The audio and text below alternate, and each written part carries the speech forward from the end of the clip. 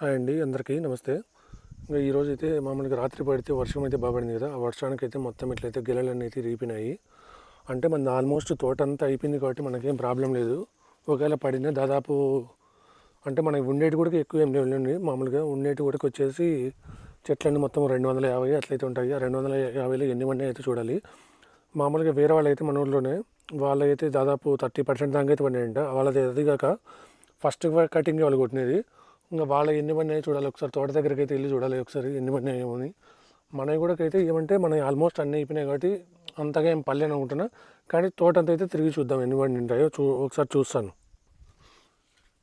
ఈడ ఒకటి పడింది చూస్తున్నారు కదా. ఈడ కూడా ఒక చెట్టు అయితే మొత్తం ఇట్లా మొత్తం అయితే నడింకైతే రీపింది. అంటే పోటుపుల్ల ఉన్నా కానీ ఆ గాలి వానకి ఏం చేయలేవు కదా. సో అట్లా మొత్తం అన్నీ ఇరిగినాయి.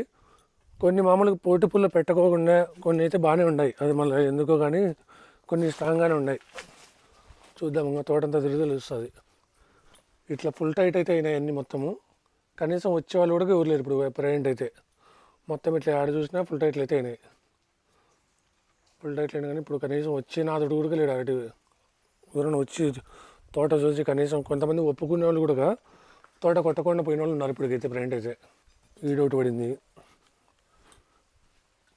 ఇట్లా చిన్న సైజు పడినా కానీ ఇంకా ఏం చేయలేము. టైట్లు ఎక్కినట్టు మామూలుగా ఆల్మోస్ట్ ఉన్నాడని పడుతుంటాయి మామూలే. ఈ ఇరాన్ యుద్ధాలు దెబ్బ ఒకటి మామూలుగా ఇట్లా మామూలుగా రేట్లు లేక ఒక దెబ్బ. ఇట్లా గాలికి వర్షానికి సరేలే కొన్ని రోజులు నాకు రేట్ ఏమైనా వస్తుంది అనుకునే టయానికి ఇట్లా గాలి వాన ఎత్తుకొని ఇట్లా ఇరిగిపోయే దెబ్బ. ఇంకా రైతు ఇట్లుంటే బాగుపడేది ఉంటుంది. మొత్తం అంతా దీనికే సరిపోతుంది.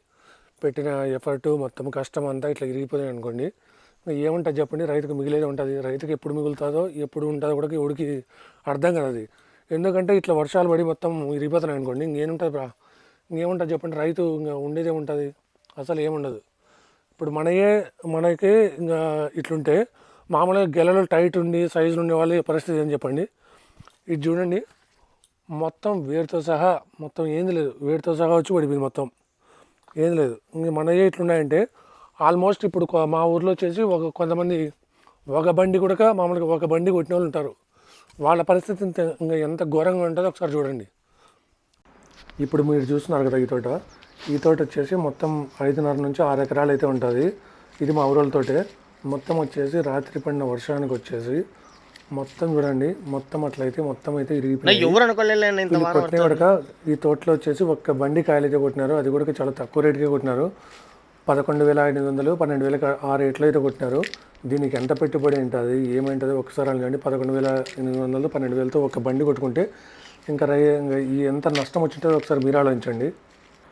ఇట్లా మొత్తం పడిపోయినాక కనీసం పెట్టుబడి కూడా వచ్చే పరిస్థితులు అయితే లేదు. ఎందుకంటే మొత్తం ఆల్మోస్ట్ 30% వరకు అయితే మొత్తం చెట్లన్నీ ఇదే రీతిలోనే పడిపోయినాయి. రాత్రి వాన వచ్చిందనుకున్నాం కానీ మళ్ళీ గాలి వాన ఇంతగా ఎత్తుకొని ఇంతగా పడిపోతాయని ఎవరు అసలు ఊహించలేదు. ఇంకా ఎంత నష్టం ఉంటుందో అనుకోండి, ఎంత నష్టం ఉంటుందో ఒకసారి మీరు ఆలోచించండి. మొత్తం వచ్చేసి మనకు మామూలు బయట పక్కనే ఇంతగా పడిపోయింటే లోపల పక్కన గటార్న ఇది మొత్తం వచ్చేసి కొంచెం గటార్న అయితే మొత్తం పడిపోయినాయి. ఇంకా లోపల పక్కన కూడా ఎంతగా పడిపోయింటాయో ఒకసారి చూసుకోండి ఇంకెంత పడిపోయింటుందో.